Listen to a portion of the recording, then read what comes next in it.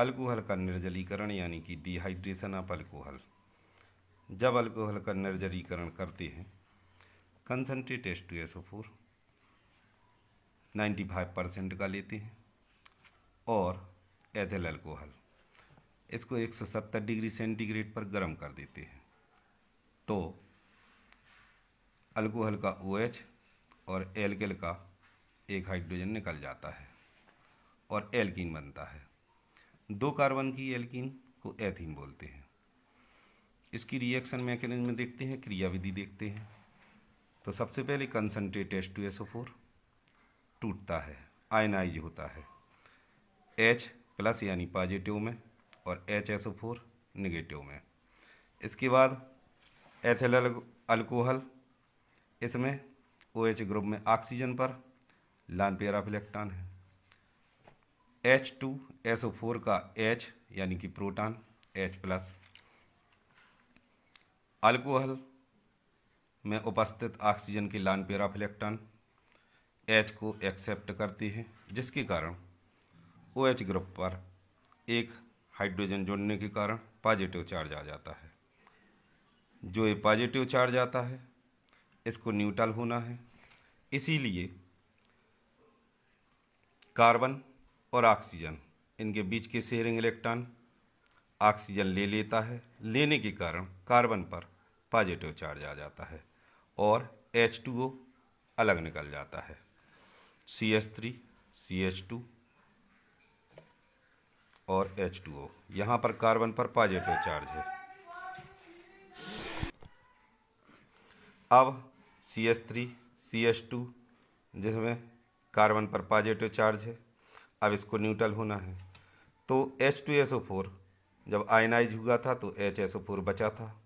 HSO4 negative charge एक hydrogen को ग्रहण करता है और कार्बन और हाइड्रोजन के बीच के शेयरिंग इलेक्ट्रॉन दोनों कार्बन के बीच में आ जाते हैं।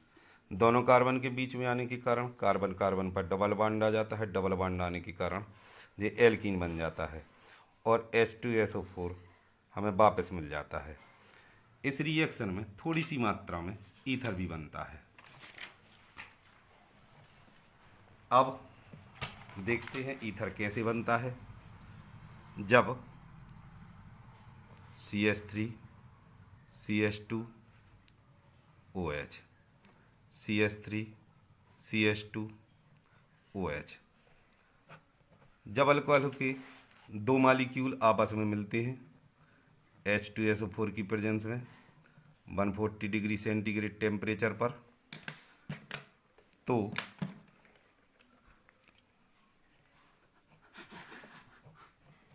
H2O निकल जाता है। तो अल्कोहल के 2 मॉलिक्यूल ये मिलते हैं और CH3 CH2 O CH2 CH3 die ethyl ether बनाते हैं और H2O निकल जाता है। इसकी भी क्रियाविधि रिएक्शन मैकेनिज्म देखते हैं।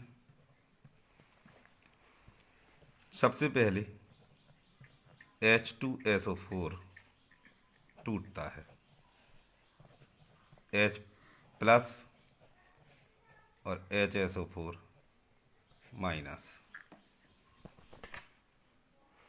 Ethyl alcohol CH3 CH2 OH, oxygen पर lone pair of electron, proton जाता है, ऑक्सीजन से जुड़ जाता है लॉन पेयर ऑफ इलेक्ट्रॉन के कारण। CH3 CH2 OH2 पॉजिटिव, जे फर्स्ट मॉलिक्यूल है। अब फर्स्ट मॉलिक्यूल पर सेकंड मॉलिक्यूल अटैक करता है। CH3 CH2 OH प्लस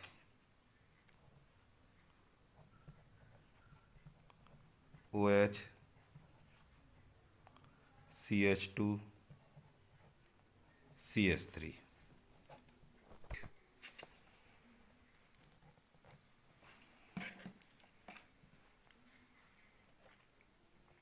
जे ऑक्सीजन के lawn pair of electron second molecule के कार्बन से जुड़ते हैं।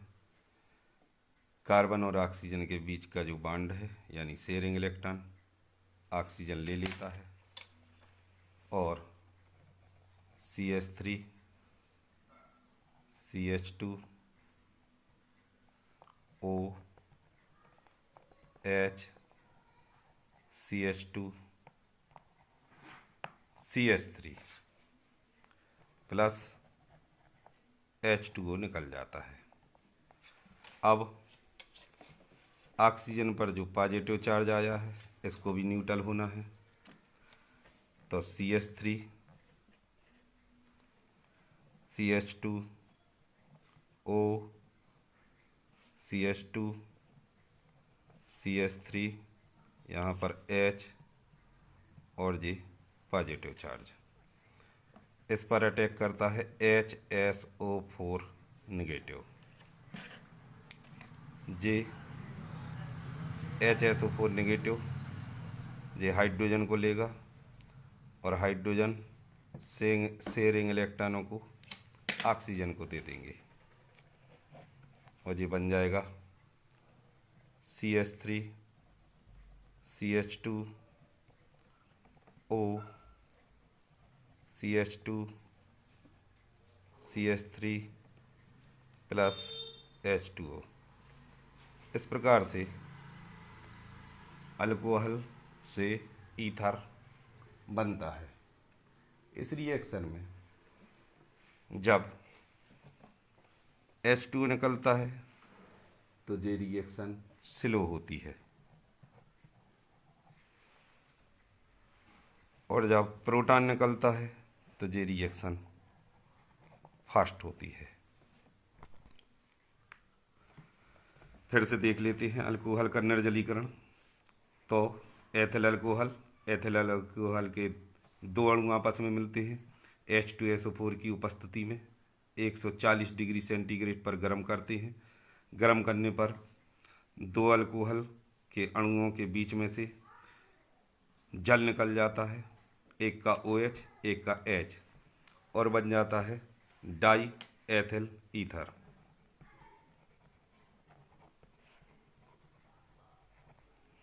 जिसको एथॉक्सी एथेन भी बोलते हैं।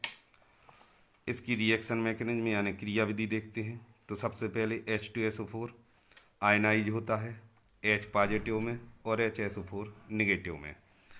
अब इसमें अल्कोहल के दो मॉलिक्यूल हैं। तो पहला अणु यानी फर्स्ट मॉलिक्यूल प्रोटॉन से मिलता है और ऑक्सीजन के लॉन पेयर ऑफ इलेक्ट्रॉन के कारण ऑक्सीजन प्रोटॉन को एक्सेप्ट कर लेता है और पॉजिटिव चार्ज आ जाता है। इसके बाद सेकंड मॉलिक्यूल है।